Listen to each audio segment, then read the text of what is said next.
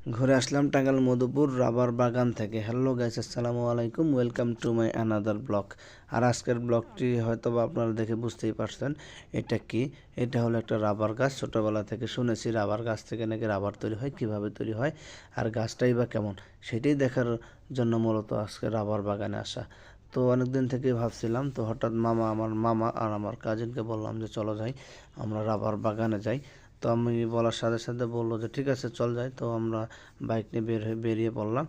তো রাস্তায় প্রচণ্ড বৃষ্টি থাকার কারণে আমরা আসলে প্রথম দিকের ভিডিওগুলো করতে পারিনি। তো এই দেখতেই পাচ্ছেন আমরা মোটামুটি না, অলমোস্ট রাবার বাগানের ভেতরে প্রবেশ করে ফেলেছি। তো এই দেখেন গাছগুলো কীভাবে কেটে রাখছে যাতে কসটা বের হয়।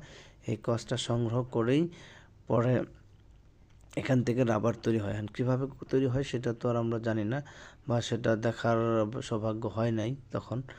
তো প্রচণ্ড বৃষ্টির মধ্য দিয়ে আমরা এখানে আসছি।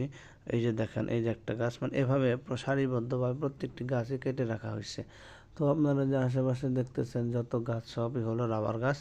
এগুলো থেকে সুন্দরভাবে কষ সংগ্রহ করে রাবার তৈরি করা হয়। তো আমার অনেক দিনের ইচ্ছা ছিল আমি এখানে আসবো। তো